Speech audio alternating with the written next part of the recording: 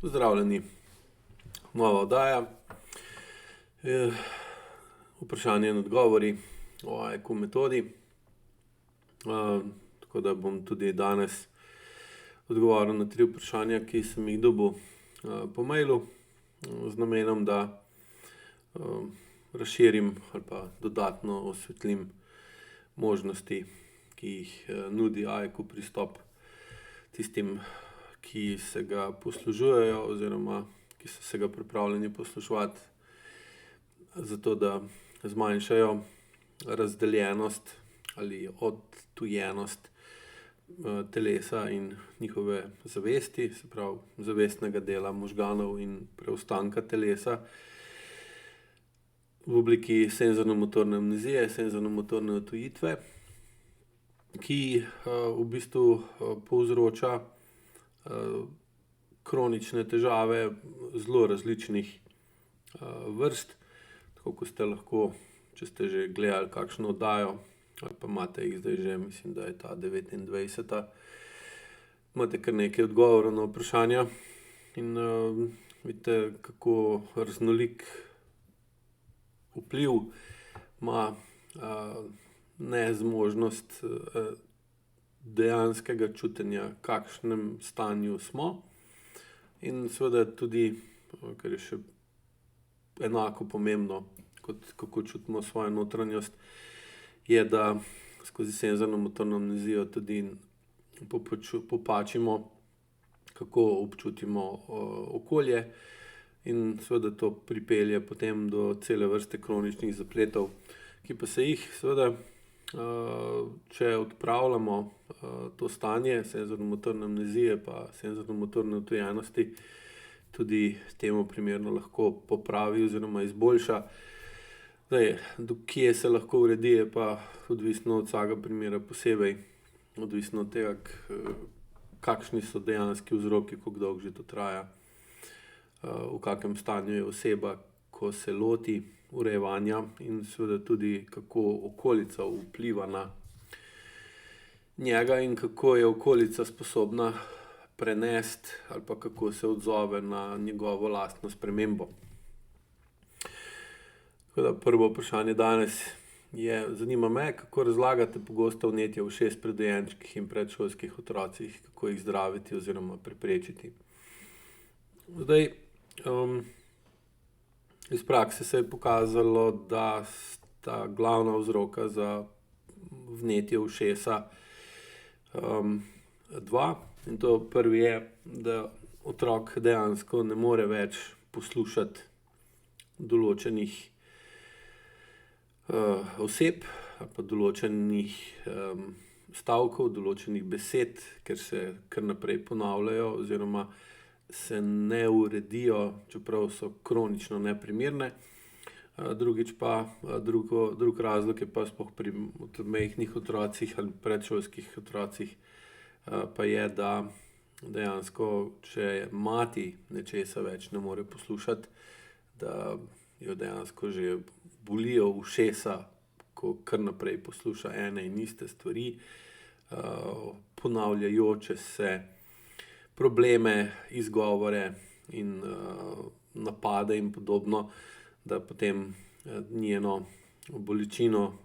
izrazi otrok skozi svoja kronična vnetja. Tako da pri vnetjih vsake vrste, tudi pri vnetjih ušes, je osnoven predpogoj, da mora biti v določenem delu telesa, kjer imamo vnetje, najprej povišana potencialna energija, ker če ni povečane potencialne energije, seveda potem tudi ni možnosti, da pride do vnetja, ker je pač vnetje kinetična energija, kinetična energija mora imeti pa vedno izvor v potencialni energiji. In če imamo takšno kronično vnetje, pomeni, da je potreba, da se ta potencialna energija, ki jo imamo v določenem delu telesa, v tem primeru recimo na področju ušes ali pa ušesa, spremeni v kinetično energijo, zato da se zmanjša potencialna energija.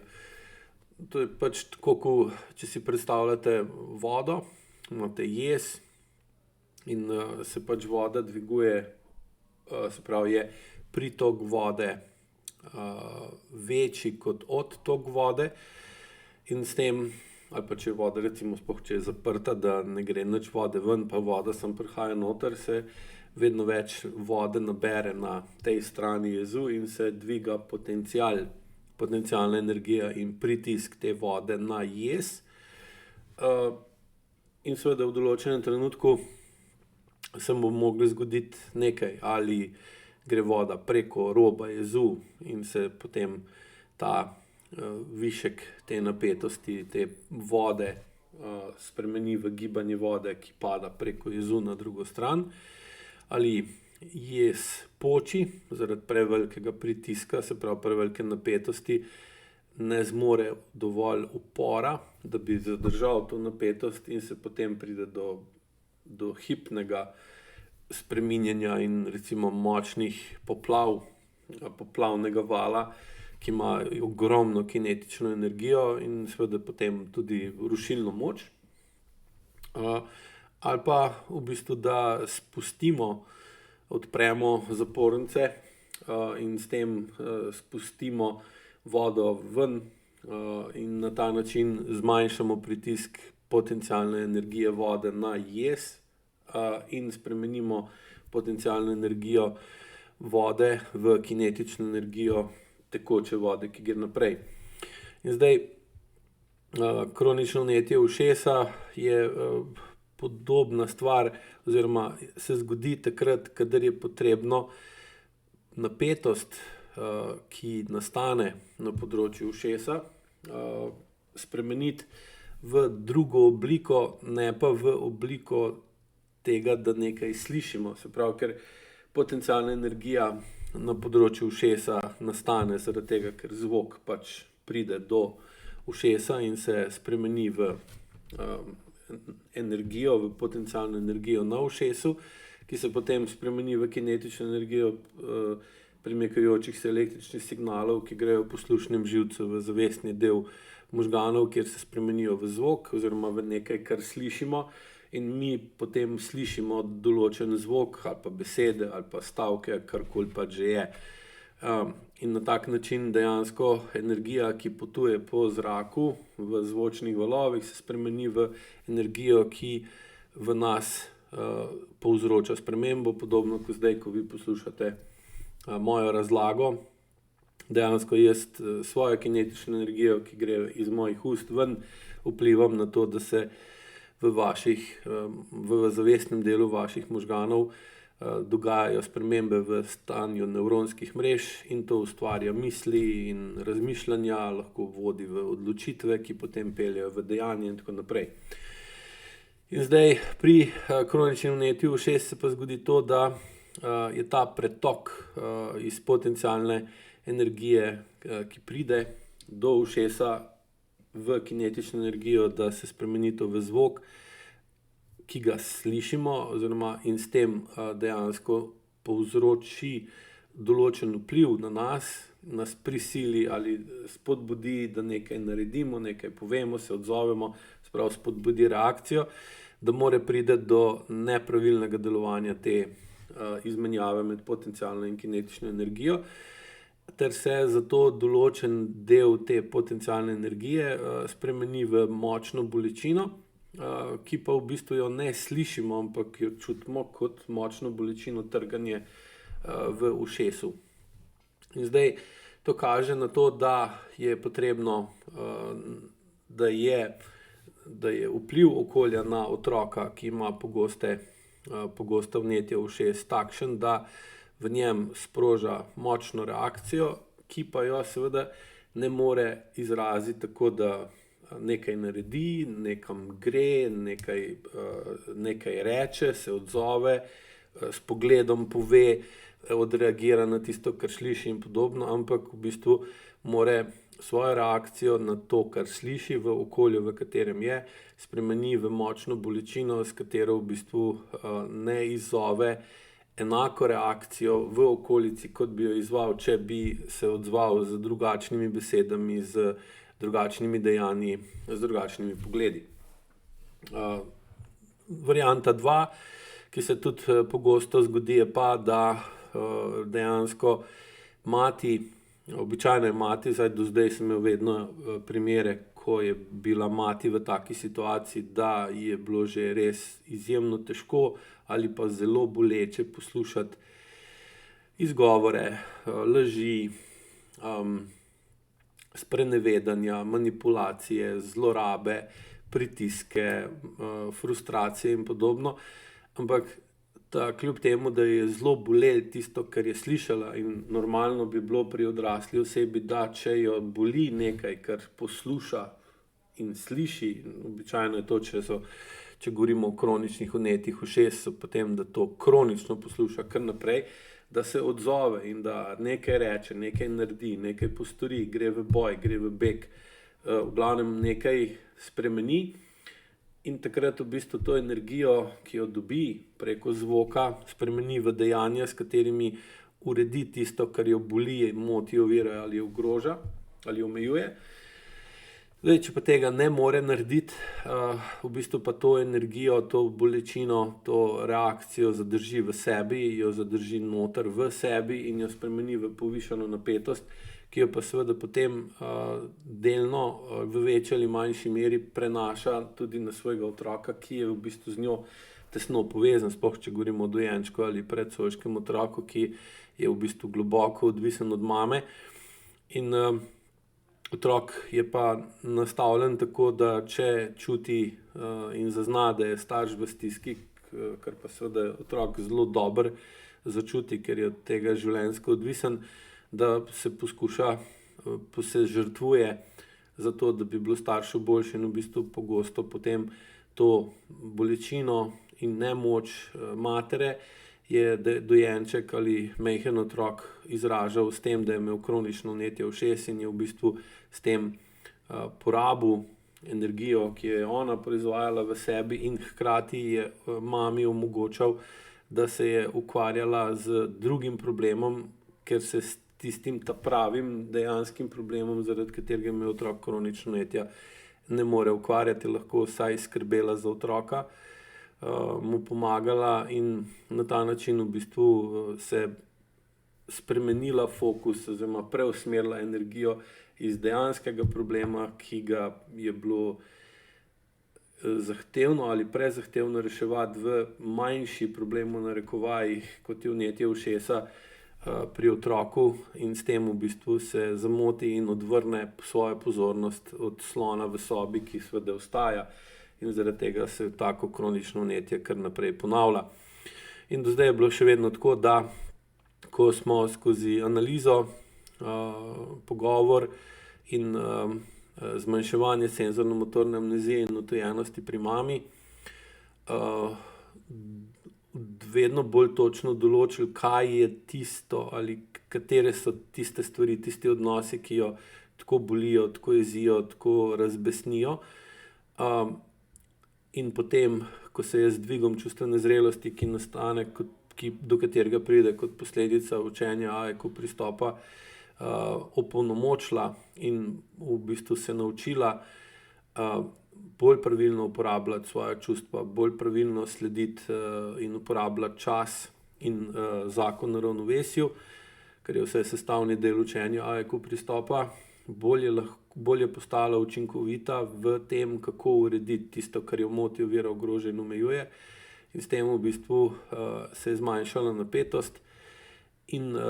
ponavljajoče se ciklanje v enih in istih problemih, ki v bistvu, od katerih nas bolijo ušesa in boli glava. In seveda so se skladno s tem, bolj ko je bila sposobna to izvesti, začela zmanjševati tudi pogostost in moč vnetij ušesa ali ušes pri otroku, ter s tem je v bistvu rešila problem na otrokovi strani. Drugo vprašanje. Stara sem 35 let in imam revmatoidni artritis. Po začetnem zagonu pred 5 leti nisem imela večjih težav, občasno vnetje kakšnega sklepa. v zadnjem letu opažam, da so telesne bolečine začele vplivati na hobije, ki jih imam rada. Rada kvačkam, ampak me pogosto ustavi zatečeno zapestje, prsti. Rada hodim v hribe, ampak so mi jeseni začela škripati kolena.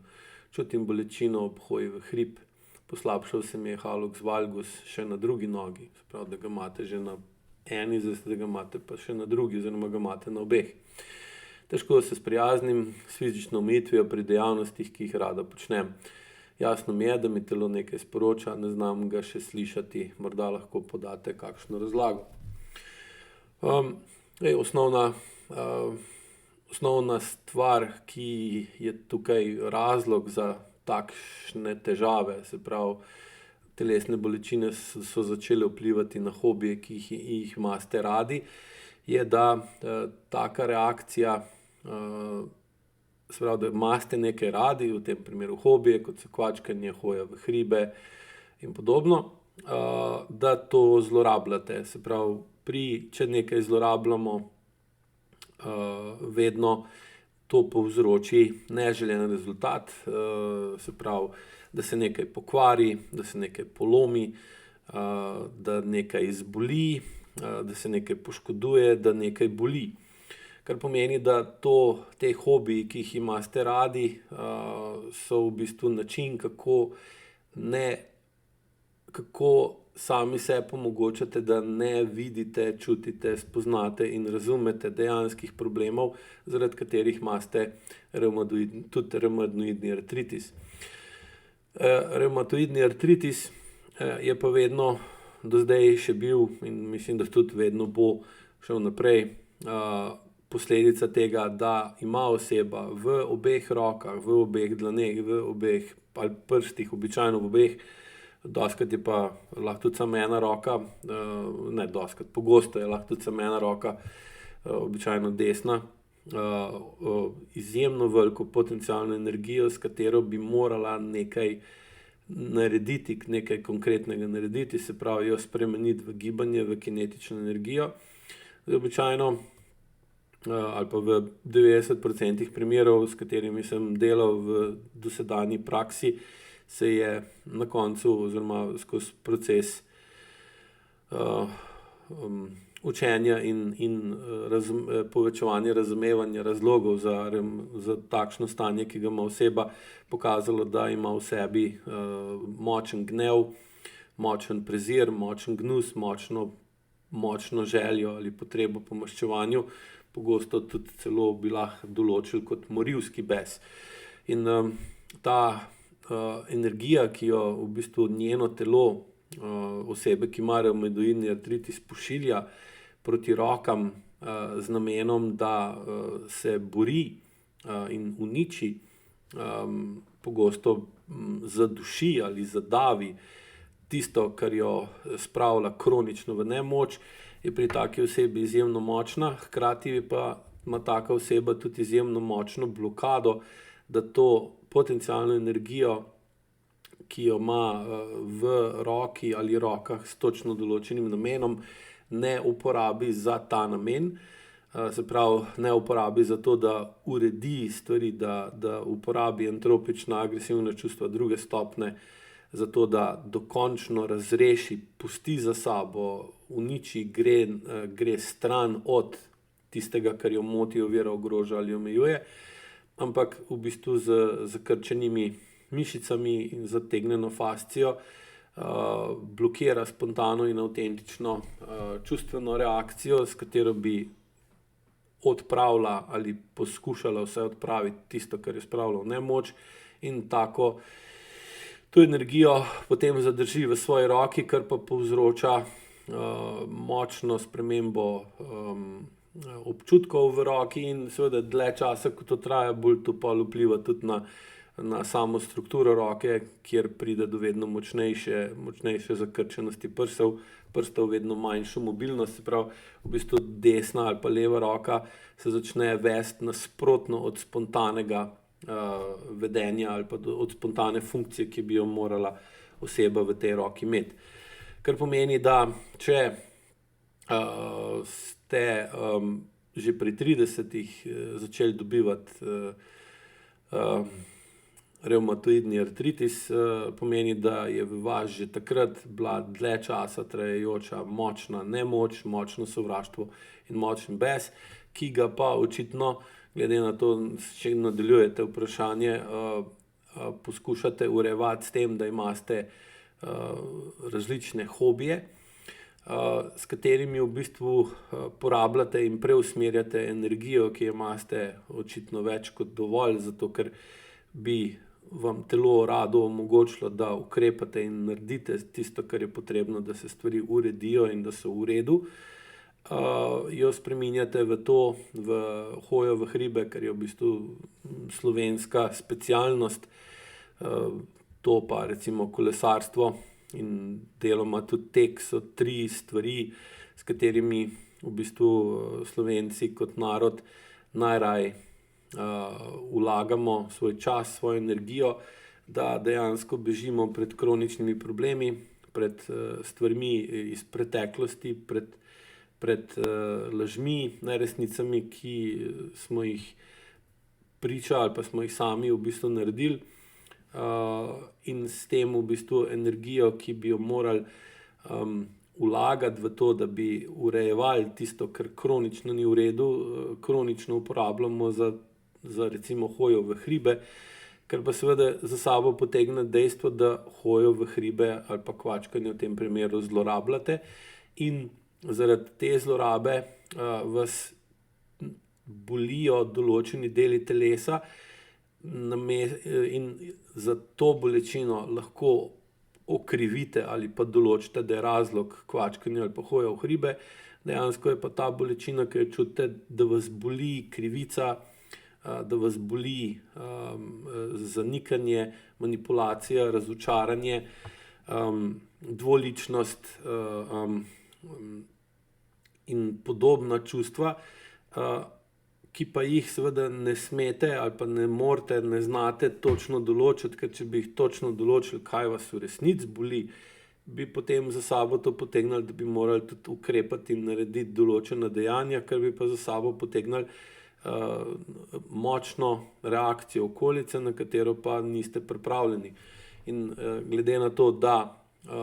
vas telo fizično omejuje pri dejavnosti, ki jih radi počnete, to pomeni, da v bistvu te dejavnosti za vas niso dobre, ker če bi bile dobre, vas telo pri tem ne bi omejevalo.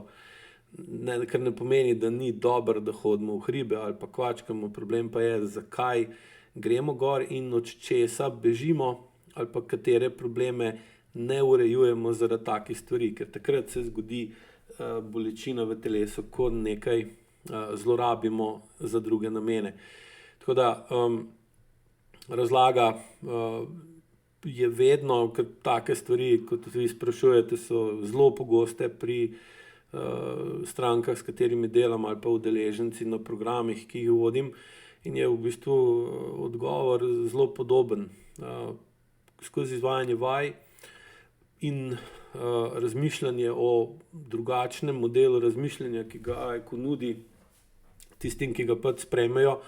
in ga uporabijo, da lahko s kombiniranjem enega zmanjševanjem senzorne amnezije ali pa odtujenosti in širjenjem obzorja, pogleda in povezav, kaj vse lahko povzroči kronične težave v telesu, vidijo, opazijo in dojamejo določene stvari, ki so bile prej v podzavesti ali prikrite še bolj globoko v srednjih možganih, in potem dojamejo, da lahko z drugačnim izražanjem in z drugačno uporabo kinetične energije svojo potencialno energijo spremenijo v kinetično energijo na drugačen način, ki jih opolnomoči in jih v bistvu spravi ven iz kronične nemoči, kar pa seveda zmanjša kronično pretiravanje v produkciji potencialne energije, ki jo potem moramo zlorabo hobijev, recimo v tem primeru, spreminjati v kinetično energijo na način, da to ne izzove reakcije okolice skozi naš vpliv na njih, ki bi bila močnejša od naše čustvene zrelosti in naše sposobnosti urejevanja čustev. In zato je recimo pristop, kako odpraviti revmatoidni artritis ali pa ga umiliti, preko AIQ pristopa vedno povezan s tem, da se zmanjšuje senzorno-motorna amnezija in odtujenost ter povečuje sposobnost razumevanja, kaj vse smo dobili v zibko od svojih staršev, neurejene stvari, nezmožnost reakcij, neprimerna čustvena zrelost, s katerimi nočemo ali ne moremo videti določenih odnosov, ki so slabi ali pa imajo zelo slab potencial, ampak še kar pač rinemo naprej in živimo na zavestno, lahko sicer drugačen način, na podzavestni ravni, je pa vse isto, kot je bilo. In dokler je vse isto, kot je bilo, se pravi, tudi ne more biti drugačne rešitve. In bolj ko to vidimo in bolj ko lahko to pol skozi dvig čustvene zrelosti spreminjamo in izboljšujemo, manj nam telo sporoča, da nekaj ni v redu, ker ga skozi učenje AIQ pristopa vedno bolj slišimo dejansko, kaj nam govori, in bolj ko ga razumemo, bolj lahko tudi dobimo moč in motiv, da ukrepamo ter spremenimo tisto, kar ni v redu, in seveda potem nas neha opozarjati in tudi se kronična težava zmanjša ali pa celo odpravi. Tretje vprašanje pa, mene zanima, zakaj 17-mesečni sin, ki ga sicer še vedno dojim, ne prespi cele noči, ampak se večkrat prebuja. Prav tako je zelo občutljiv, ko mu rečemo, da kaj ne sme, se razjoče, prav tako ne mara hitrih gibov drugih ljudi okoli sebe, ko gre kdo hitro mimo njega, kar utripa z očmi. Prav tako je težko par minut sam, skozi potrebuje nekoga zraven sebe. Iz napisanega bi lahko rečem oziroma menim, da je sin zelo prestrašen, se pravi, da ima močen strah pred zapustitvijo, oziroma da se ne počuti varno, da se ne počuti podprto, da se ne počuti zaščiteno in da čuti močan dvom oziroma dvomi v to, da je v tej okolici, v kateri je potreben ali pa lahko mogoče celo zaželjen. Ker če analizirate, kako se vede, ali pa če bi recimo nekega drugega otroka, ki ni vaš otrok, opazovali, pa bi se vedel tako, kot se on vede, ker ne bi bilo čustvene povezanosti in odvisnosti, najverjetneje določili, da tega otroka je pa nečesa strah. Zdaj, da bolj razumete odgovor, ki je seveda za vsako mamo, ga je težko slišati, zaradi tega, ker sem prepričan, da na zavestni ravni bi za tega otroka naredili absolutno vse. Moram poudariti nekaj, da na otroka, sploh majhnega otroka, bistveno bolj vpliva podzavestno stanje matere, kot pa njeno zavestno stanje. Predvsem zaradi tega, ker otrok zavesti še nima razvite, sploh pri 17 mesecih je to šele v začetku razvoja, in otrok zavestnega vedenja starša, ki je seveda odraslo vedenje, ne more razumeti, ker je dejansko preveč razvito za njegovo otroško raven. Zato tudi vsak starš oziroma vsak odrasel, ko komunicira z otrokom, ko poskuša imeti nek odnos do otroka, nagonsko gre v drugačen način govora, v poenostavitev, drugače besede govori, se pravi, vede se bolj po otroško, se pravi, hoče se spustiti na nižji nivo, da lahko ga otrok bolj razume. Podobno kot recimo, če vas, ne vem, na ulici ustavi nekdo, ki slabo razume slovensko, pa vas vpraša nekaj, boste takoj, ko boste zaznali, da ne govori dobro naš jezik, boste začeli govoriti slovenščino drugače, kot če se pogovarjate z nekom, ki pač slovenščino dobro razume. To je pač normalen naravni odziv In zdaj tukaj je enako, ne? Zato tudi starš zavestno vpliva na otroka drugače, ker čuti, da otrok ne dojema in ne razume, kaj govori ali kaj mu sporoča, kaj hoče na njega vplivati. Zdaj, drug problem, ki tukaj nastane, pa je, da je podzavest starša, še posebej matere v tem obdobju, se pravi, ko ima otrok 17 mesecev, tista, s katero se vaš otrok v bistvu popolnoma razume, ker je na podobni ravni delovanja, kot je otrokova podzavest, predvsem zato, ker se podzavestne strukture možganov začnejo oblikovati in razvijati že med nosečnostjo in potem tudi naprej. Sploh avtonomen živčen sistem je tak, ki se programira že v materinem trebuhu, ki ga otrok programira že v materinem trebuhu, in dejansko podzavestno vedenje otrok veliko bolje razume in se na njega odziva kot na zavestno vedenje matere. In tukaj boste dobila lahko razlog, zakaj se sin tako vede, ker kaže, njegovo vedenje kaže na to, da je vaš podzavesten sistem ali pa delovanje vašega avtonomnega živčnega sistema takšno, da je aktiviran močen, simpatičen način delovanja živčnega sistema, bori se ali beži, ki ga v vas aktivira strah, ki je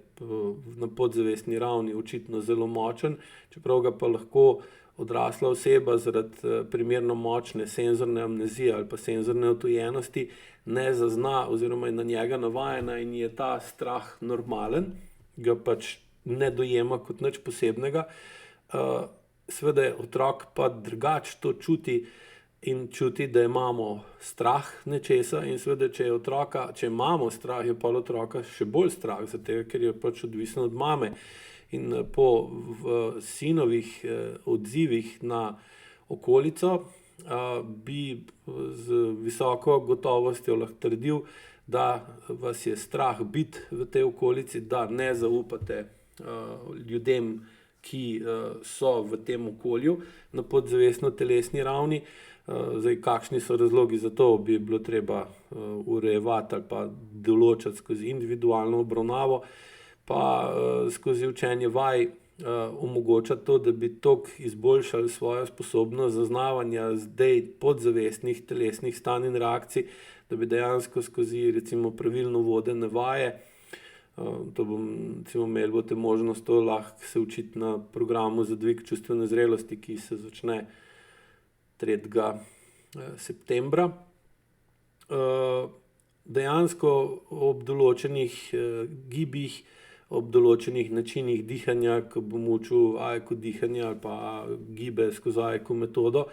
da dejansko začutite ta strah, ki ga sin kaže na zunaj, da ga vi sami začutite noter v sebi, in takrat vam bo postalo jasno, da to, kar sin kaže, ni nič drugega kot to, kar vi čutite in imate v sebi. In običajno stanje je, da tisto, kar ima starš prikrito pred samim sabo in pred drugimi, s katerimi živi, otrok pokaže na zunaj. In bolj, ko boste to čutili, bolj vam bo jasno, zakaj se sin tako vede, zakaj ne more spati, zakaj ne zapre oči, ne zatisne oči, ker se v okolju, v katerem je, ne počuti dobro, ne počuti varno, ne počuti sprejeto. Spet govorimo o podzavestno telesni ravni, ne nujno zavestni, lahko se pa tudi, če boste bolj globoko razmislili, boste pa se tudi lahko zavedla določenih dogodkov, določenih pogledov, določenih besed, določenih odnosov, gest in podobno, iz katerih boste videla, da pa v bistvu vas je strah nekoga ali nečesa, in seveda potem lahko otrok tudi se tako vede in tako odziva. In pa, ko mati zazna in določi ter sprejme dejstvo, da ima v telesu prej podzavesten strah, zdaj pa vedno bolj ozaveščen strah, lahko gre pol v drugačno vedenje, drugačne odnose, vpliva gre v zavestno spremembo partnerskega odnosa z očetom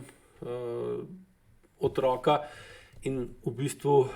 postopoma zavestno, z zavestnimi dejanji oba skupaj spremenita odnos v takšnega, kjer je žensko manj strah. Zdaj, za pomoč mogoče tudi to, da najbolj je žensko strah moške agresivnosti, moškega agresivnega vedenja, če je moški agresijo usmeri proti njej. In bolj, ko to se uredi, bolj bo otrok čutil, da je podzavestno telesno stanje matere boljše, da se mati počuti bolj umirjeno, da je večkrat parasimpatična, da je večkrat sproščena, da je večkrat zadovoljna, da večkrat zaupa okolju, v katerem ima otroka, da je za okolje pomembna, da jo okolje varuje, da jo okolje spoštuje, in seveda potem se bo otrok tudi pomiril in ne bo več imel teh težav, ki jih navajate v vprašanju. Toliko za danes. Kot vedno upam, da vam bodo odgovori v pomoč. Z njimi vam pač poskušam predstaviti AIQ pogled na določene kronične stvari, kronične stanja, ki sem jih skupaj z ženo razvil v dosedanji praksi učenja AIQ metode, zato da si boste lahko bolje pomagali iz kroničnih stanj, ki so zelo pogosto ali pa skoraj vedno rešljiva, razen če stvari niso rešile toliko daleč, da je že zato prepozno, ampak v večini primerov k sreči ni tako in se da vsaj umiliti ali pa zmanjšati ali pa zaustaviti napredovanje, pogosto pa seveda tudi urediti in odpraviti kronično stanje, ker se ubadate direktno z odpravo vzroka za kronično stanje in to je senzorno-motorna amnezija, senzorno-motorna odtujenost in kronična nemoč vplivati na okolje glede zadev, ki nas motijo, ovirajo, ogrožajo in omejujejo. Se vidimo naslednji petek, imejte se lepo, pa lep pozdrav.